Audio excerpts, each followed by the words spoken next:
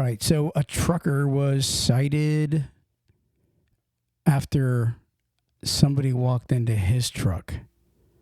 Okay. So the trucker's at fault for sitting still and someone walking into him. No, he was moving. He wasn't cited for that. The guy died. Oh. The guy walked into the side of his truck. Suicide by trucker? No. Well, we don't know that. But what happened was the trucker didn't stop. And the police caught up with him somewhere else and informed him that, he left the scene of an accident. That's what he got. But here the trucker, he said, I didn't know. Right? So I think it was when he was going around a turn. I'm going to read it here in a second. Mm-hmm. But it's like, this is the reason I'm bringing this up is because it annoys me when people that don't drive trucks, they don't have any idea of, what truck awareness. You know what I mean? Like there's so many things. And in fact, there's another one I'm going to read where it's like, okay, if you're not driving a truck, you don't understand when you're sitting in that truck what you can and cannot see. Mm-hmm. You sure don't feel somebody bump, a human being walking into your truck. You don't feel that, Mm-hmm. I mean, this has happened several times. Mm-hmm. A trucker, normally a good trucker will look in his mirrors every, 3 to 15 seconds, constantly. Right. And he'll know what's around him. But in that, 1 second incident, 5 second incident could be when the trucker was not looking. Right. So yeah, I mean, you even if they're driving, the roads are always bumpy a little bit, and they got the air rides, so you won't feel if something bumps into your truck. You're weighted so much that you're not seeing those and feeling those littler bumps per se. I mean, half the time truckers don't even know if they hit a bicycle or if they hit sometimes over a curb. You can't feel certain things if they're at a not bumping you hard enough to where it's going to activate it. Right. Here, listen to the article. It says a truck driver was cited after a pedestrian walked into the side of his truck and fell over in Tennessee this week. It says the accident happened on Tuesday, 4th of June, and here's another thing. It was at 9:45 at night. At night. So, how many times have we been driving here and there's somebody walking again? You can't see them. They're not going to announce like what color clothes the guys had on, but how many times have we went by somebody and went, wow, there was a person there and they had all black on. Like, they had black pants on, they had black shirt on. You couldn't even see them. Just dark at all, just plain dark. Exactly. Maybe not black, but like a blue or a darker red or something. You don't see them. They don't have anything reflective on to shine out. So it says 9:45 p.m. in the 400 block of Murfreesboro Pike near Fessler's Lane in South Nashville, Tennessee.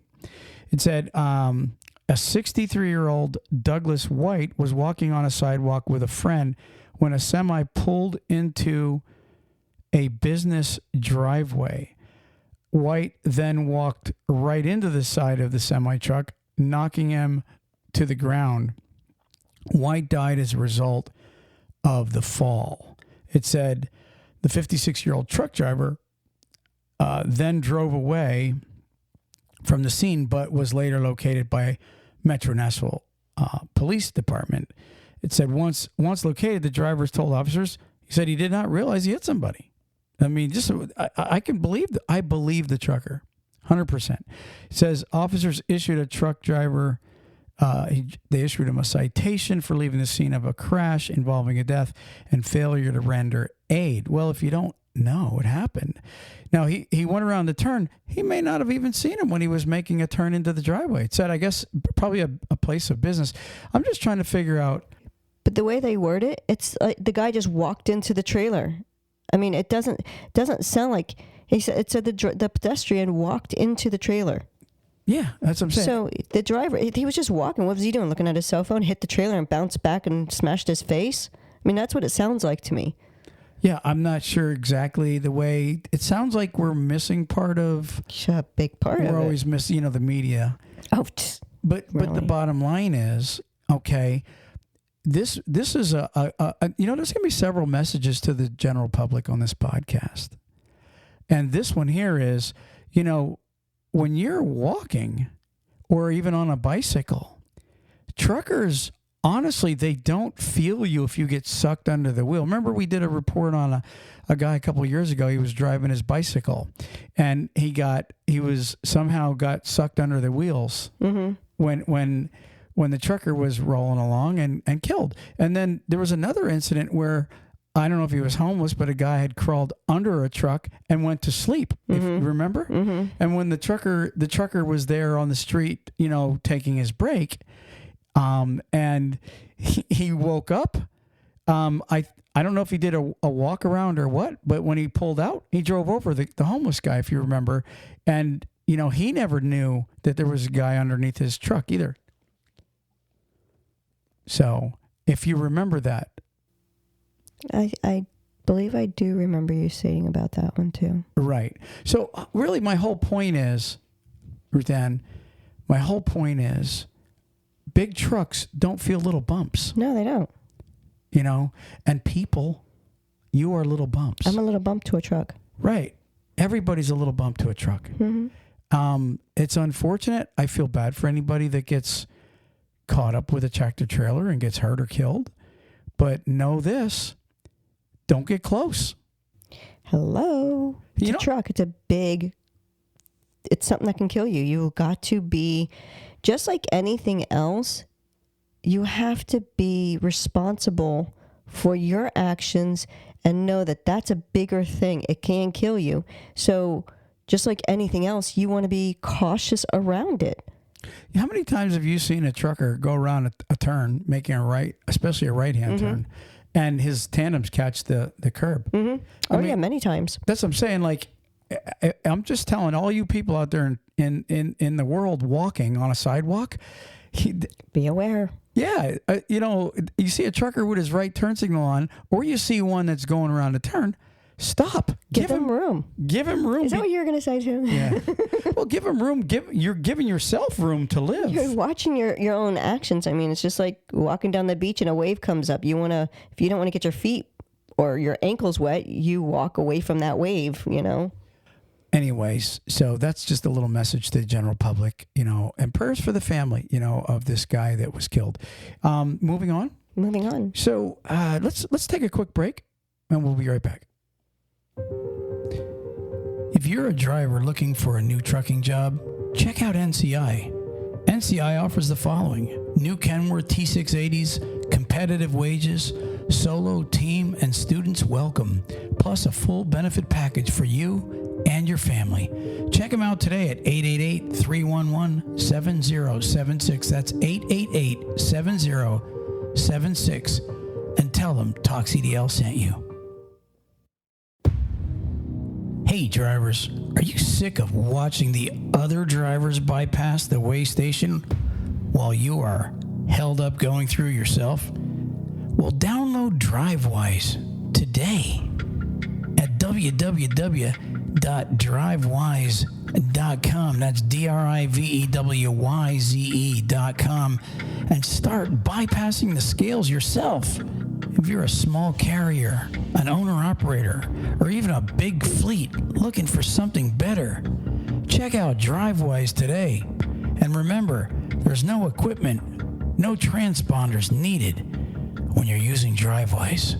Check them out for a free download at www.drivewyze.com. Drivers, if you're looking for a local, home, everyday driving job, apply with Carter Lumber today. They have positions for Class A and Class B local drivers. They can take experienced drivers, students, and non-CDL drivers. With over 160 locations, chances are they have a position for you. So go to carterlumber.com/TalkCDL and apply today. Again, that's carterlumber.com/TalkCDL. TalkCDL. Thank you. Truck Parking Club is a network of instantly reservable daily and monthly truck parking locations throughout the U.S. Truck Parking Club helps connect truckers to truck parking locations throughout the U.S. via truckparkingclub.com. Our networks is made up of property owners that have locations adequate for truck parking to list on the platform. This includes trucking companies, storage companies, CDL schools, trailer leasing companies, real estate investors, truck parking operators, and more. Go to truckparkingclub.com today. All right, we're back. You had an article about a bridge or something like that? I do. It's interesting. You do have that. I actually have a bridge article also. And so I want you to go ahead and read your bridge article, and we'll see if it ties together with my bridge article. My bridge is in Pennsylvania. Where's yours? Mississippi. Okay. So let's hear what your little article is about. Well, to give drivers a heads up, I wanted to let them know that the I-55 bridge, the bridge on I-55 and Crump interchange, is going to be closed for 2 weeks. So if you're a driver that knows you're going to be going on that path or use that path sporadically, you need to know that that's going to be closed from June 9th through Sunday, June 23rd. It's going to start taking place at 8 p.m. June 9th. So they're going to go through 8 p.m. June 9th through 8 p.m. Sunday, June 23rd. So it's Sunday to Sunday for 2 full weeks. They're going to have it closed. And then the southbound will be closed at Bridgeport Road in Arkansas. And the northbound closed at South Parkway in Tennessee, which is local Memphis. And they're going to be allowed to go through the McLemore exit. And then the southbound ramp will be closed there. And then the Crump, I could not get that out, Crump Boulevard westbound will be closed. So they're closing a lot of I-55 off right in that interchange area to redo the construction on the bridge and update the concrete and using a polymer versus what they have there. Yeah, so it seems like if you remember, we're starting to see a lot of bridge closures. If you remember a few years ago that collapse in Minnesota on I-35. Right. It killed a bunch of people. And they said back then that we've got a lot of very, very old structures in the United States that really, at this point, probably need to be redone because I wonder how many bridges truly are unsafe out there that you go over every day. You don't even blink. And in fact, some of these bridges, you don't even realize you're on a bridge. You know what I mean? You go over ravines and then you realize, oh, there, I'm you know what I mean? I'm up on the air. Right. We were talking about the Baltimore Bridge that fell, a month ago or so. And I was talking to somebody and I told them there was a bridge that fell in St. Pete in 1980. And there was like 35 people killed in it. A lot of people don't even like this guy. He's like, and he lives in Florida. He said, I never even heard of it. I said, yeah, look it up. And he looked at it. He goes, wow. And I guess a container ship hit the bridge. Going over the bay, and literally just people were just plummeting into the sea. I think a Greyhound bus was part of one. Wow. Yeah, people were just killed. But anyways, you've got weak structures, and then you've got accidents like that happening, and you just don't know what is safe to drive over these days. And the other thing that I'm wondering about in Florida, how many times, remember a couple of years ago, we had that big sinkhole. Yeah, so when you come to Florida, it's like, it's not just the bridges you got to worry about. Stone sinkholes just popping up in like wormholes want to suck you in. I mean, that right on Highway 19, it was like the entire northbound lane sunk like 3 feet. Well, we had one on 98 too, going right down from 19 too. There was a little sinkhole that started in the one lane. So you really got to watch them. They come up like a pothole, but then they get deeper. Yeah, you hit one of those sinkholes, you're going to wreck. But anyway, so speaking of the bridge thing that you just read, in Pennsylvania, there's a bridge that was closed on Highway 30 because of an accident, right? And they deemed that to be unsafe, so they're going to be working on this bridge. It says commercial vehicles ignore weight limit. So what happened was, I'm going to read it here for you in a second. But what happened was they closed this bridge on Highway 30, and truckers are going across the bridge that's deemed 10-ton maximum.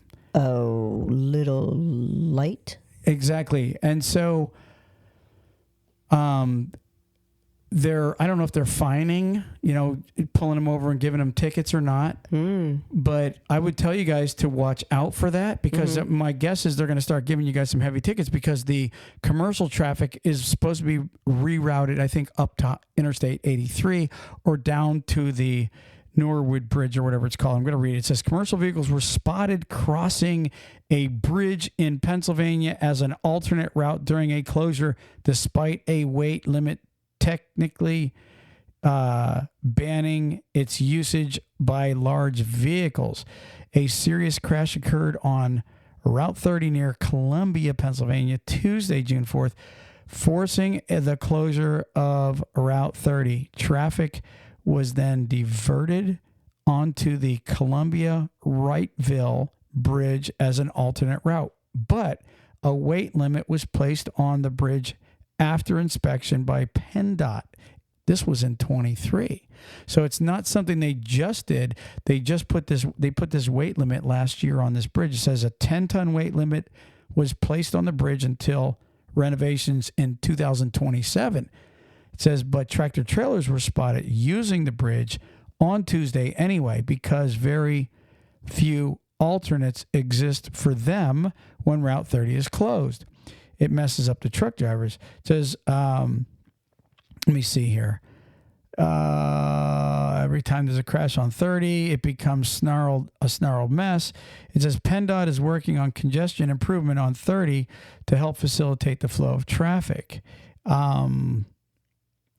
Anyways, it said that the alternate route was supposed to go either to 83 or to south to the Norwood Bridge.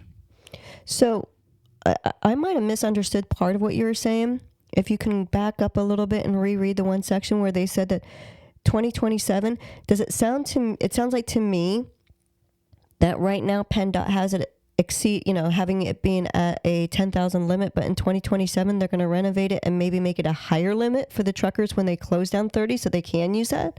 It doesn't say that. It just says that bridge is being renovated by 2027. It's a 10-ton, which would be 20,000 pounds, which is about what a tractor weighs without the trailer. So, okay. Yeah. So because that's where I had to ask you to go back, because at first my mind was saying, oh, are they renovating it to make it better? Because after that you had said about how it always gets snarled in that area because there's no other alternative routes for truckers to use. I just kind of assumed that they were making it better for truckers to be able to go through that then. So, hey, no. PennDOT, there's some options for you. If it gets snarled up, go the other way. Make it better for them. Well, okay, I'm just there to help. That's what I do. Well, it just says the current detour that's for truckers.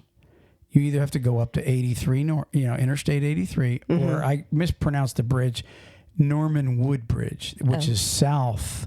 So you either go north to 83 or you go south to the Norman Wood Bridge, which most likely it's a lot longer of a detour for these truck drivers to get back to 30. But unfortunately, it could cost you a huge fine. Well, yeah, you don't want to have that on your record, your CSA.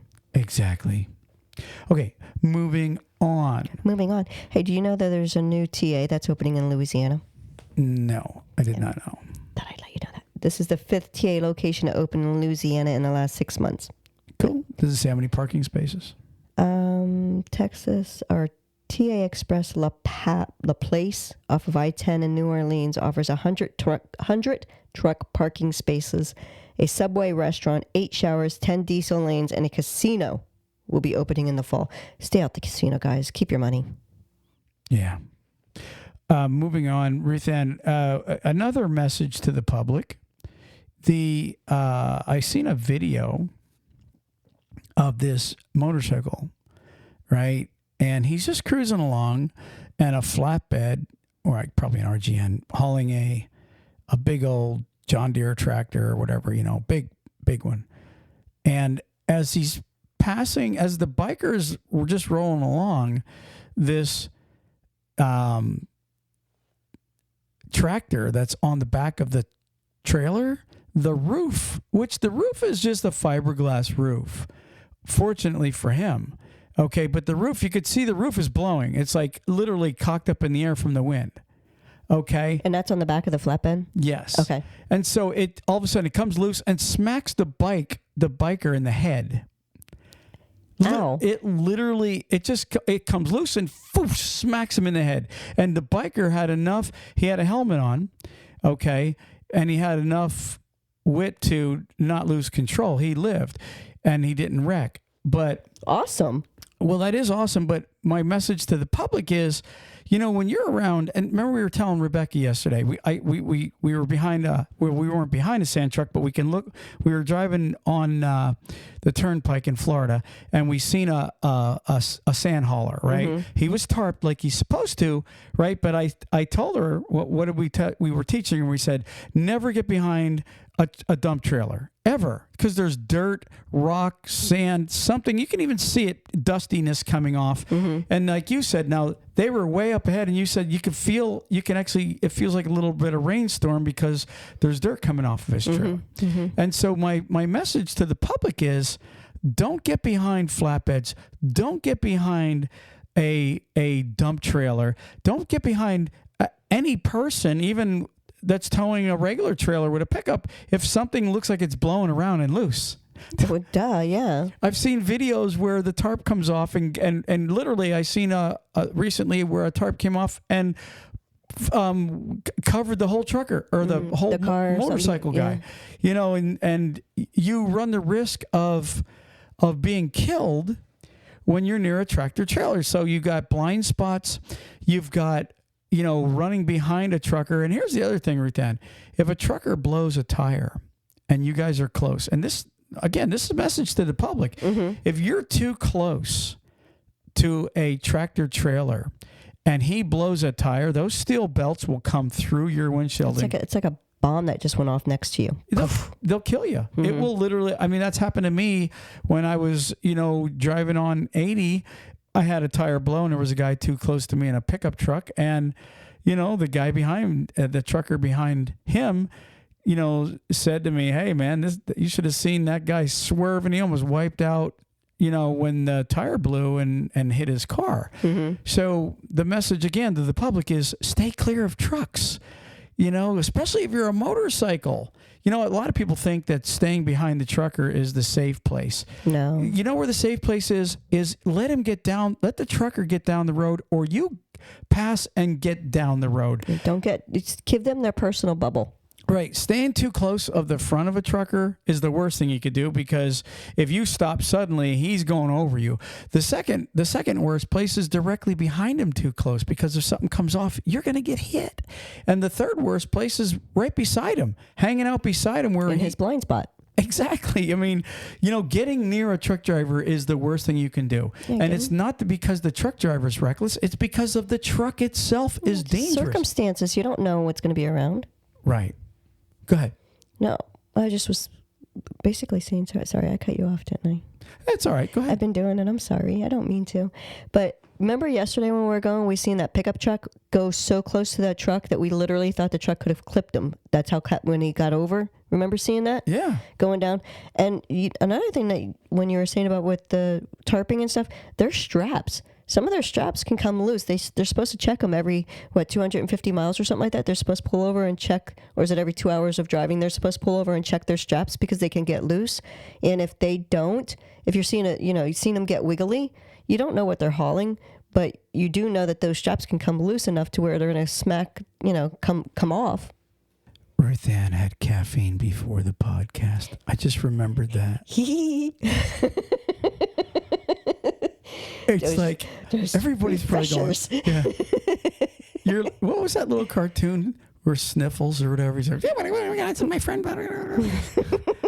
I'm not saying you're doing that. I'm just saying. So I'm Jerry's nephew today. You're kind of just rolling with it. But yeah, no, honestly, yes. Yesterday we did see that where a car unbelievably just, and truckers see this every day, but, he's passing the trucker, no turn signal. He just slides, I bet you 3 feet in front of. I don't even know if he gave the driver 3 feet. Yeah, it might have been. You're right. He was so close to it. Literally, the way it looked like that. If the trucker would have at all, if the truck that cut the trucker off would have braked at all, he would have just had no bed. It would just have been gone. So we have a lot of people that listen to the podcast, and we do have a lot of non-trucking people also. Well, they're related to a trucker, or maybe they're a dispatcher, or whatever the case is. I'm just telling all you people that really have never been in a truck. And I'll tell you, one of the things that I am a big pusher on is not drugs, but I'm a big pusher on, if you're going to work for a trucking company, you should go on at least one trip, even if it's a day trip, just to see what these guys go through. Because when you're working, that's the other thing. And I should probably do a whole segment on this, and I'll mention it right now, but dispatchers and safety personnel and all you people that are in offices, you're just the same as the regular public if you've never been in a truck, okay? A lot of people, DOT cops too, if you're listening, or police, if you're listening, when you give a trucker a ticket, like that guy that got the ticket for leaving the scene, he didn't know, and I understand that it's his responsibility, but it's still at the fact that somebody walks into your truck, you know what I mean? Or somebody's driving too close on a motorcycle. Honestly and truly, you guys also have a responsibility to keep yourself safe around these trucks. And if you're working at a trucking company, I wanted to mention this. If you're working for a trucking company and you've never been in a truck, I believe your boss should arrange you to do at least one day trip so you can see the BS that a trucker puts up with. Because I agree. It is a lot of BS maneuvering 70-some feet of rig and trailer around and dealing with people that don't know what they're doing around you. You know what one of my pet peeves? And I usually go through it. I want to say close to every month at least happens to me, where I'm up at a red light and the person in front of me has gone over that line or has gone way too close. And in our town, some of those turns that the drivers have to make are really, really tight. There's not a lot of room. They have to push you back. But when you get up too close to where that driver is now having a really hard time, and the last time I seen it, the driver just stood there. He made the person, like I was coming up and I seen the truck pushing the person in front of me back. So I didn't even go up near, because I knew that guy's got to come back a lot, because that truck still hasn't even gotten his tractor halfway around the turn, and that whatever vehicle was up at the light that he was pushing him back for, he had to go back. I mean, you cannot be stupid enough to think that big truck's got to come around that turn. I'm a firm believer that driver's ed and all should teach. Some of their class should be how to maneuver and drive with big rigs on the road. No, I agree with you. I've said this since our kids got their permits. I think that the high schools or even the DMV should have, it would be great if the DMV had a tractor sitting there, and that where the kids can come in, sit down, and they could see then what kind of view this trucker has, that they can't see you in the sides of them. They can't see when you're back behind them. They can't see when you cut them off, and then show videos or something to show them this is what happens when you get in the way of a tractor. Give them that awareness of it. They're going to be so, oblivious to what it can happen until you show them what can happen. Well, yeah, education and knowledge is key. Mm-hmm. And, unfortunately, a lot of people have been killed because they didn't know to not keep walking on a sidewalk when a trucker's going around a curve, or they didn't know that, I should probably not a good idea to just cruise alongside this flatbed with that roof coming off, or a tarp flapping, or it looks like there's something shaking on the back of that truck. Ooh, why don't I just stay behind him? If they could just be taught. If you're taught, then you at least have the knowledge, and then you are more at fault. But sometimes just ignorance gets people killed. Mm-hmm. So anyways. I know my weird mind thinks of things, but would you stick your hand in a garbage disposal? I might grab it. No, I'm kidding. No, of course not. Yeah, too many horror movies showed you what happened when a hand goes into a garbage disposal, right? You learned. So you don't put your hand in a garbage disposal, do you? Listen, I watched a video this morning of a guy. He pulled a fish out of a pond in Florida, and an alligator was following it. What did he do? He dangled it to get the alligator to follow. So he's like trying to lead the alligator around, and then he walked kind of backwards, and then the fish came towards him, and then the gator went almost and grabbed him, and he realized, duh. So, I mean, would you do that? No. So yes, some people are taught, but then you can't teach common sense also. No, duct tape don't fix everything. Duct tape does not fix everything. Duct tape don't fix it all. Okay, moving on. So, I got just a little thing. I seen an article that I wanted to mention. I guess a trucker, I think he died recently of carbon monoxide poisoning. And they found that the carbon monoxide poisoning came from a whatchamacallit. It's a candy bar. No, yeah, it's a candy bar. But I think a propane burner that he had going on in his truck. In his truck, like was he cooking something? I guess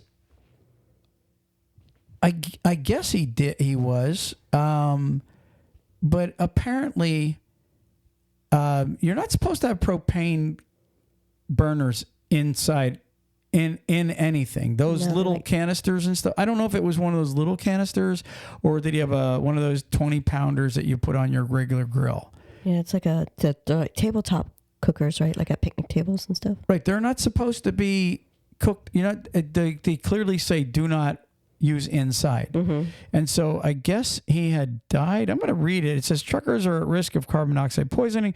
So it's important to know the warning signs of potentially dead illnesses. There's 12 warning signs of carbon monoxide poisoning in your truck. Okay.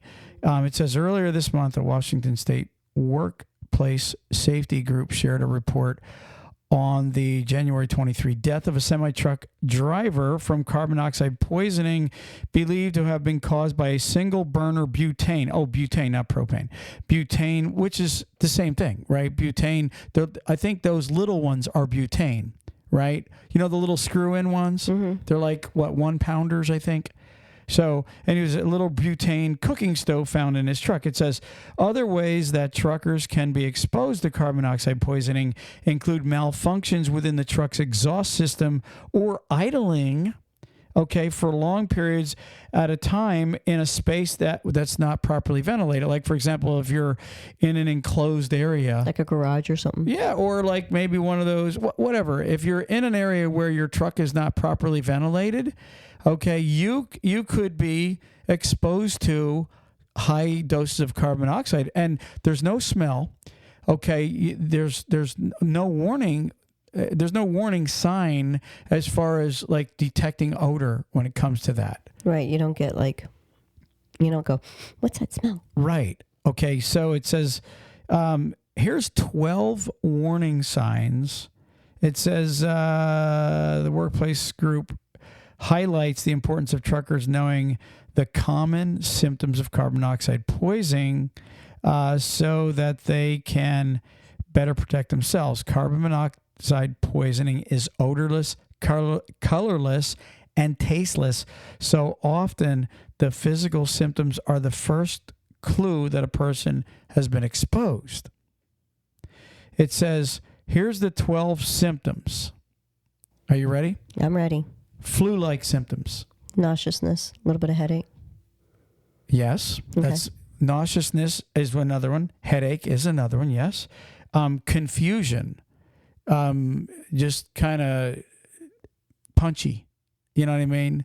You're like, what? You know what I mean? You're kind of confused.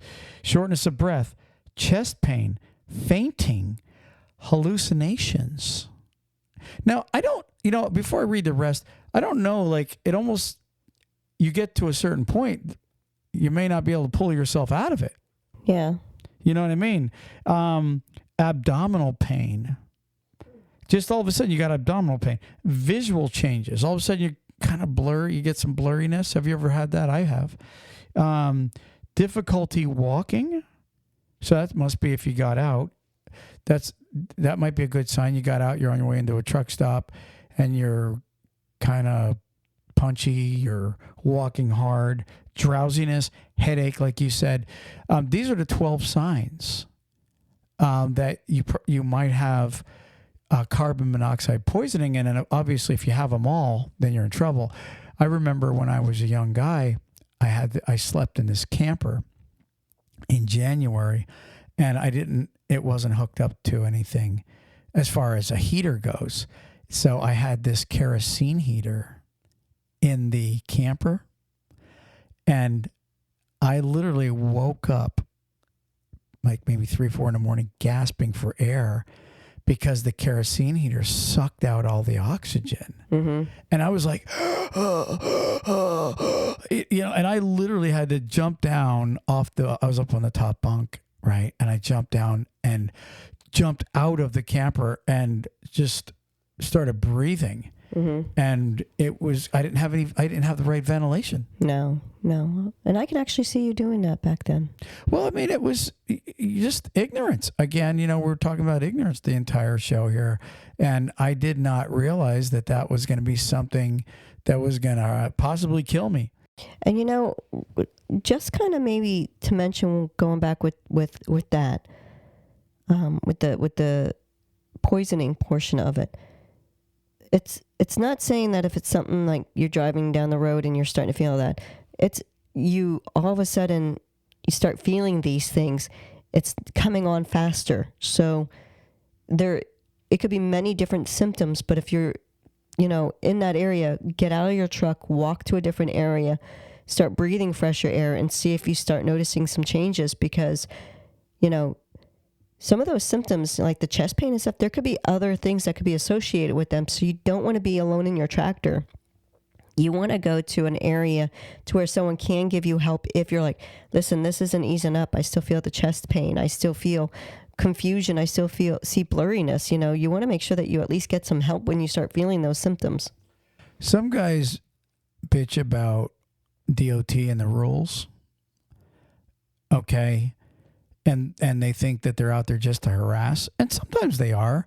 But just imagine if they didn't have the rules, because one of the things they said here is a faulty exhaust system. If you got a leak in your exhaust underneath your floorboards and it's not detected, you could be getting carbon monoxide poisoning. You should be actually happy that, when a lot of companies DOT inspect their trucks every 30 days. Mm-hmm. Like when they bring an owner-operator on, they're reliable. It's like every 30 to 90 days, some of these owner-operators are made to get a DOT inspection. And one of the things that they check on inspections is for exhaust leaks. And if there's an exhaust leak, you can be in super danger. And I'm going to tell you something. There's a lot of these crap companies, Ruthann. You know what I'm talking about? These one truck companies, 5 trucks.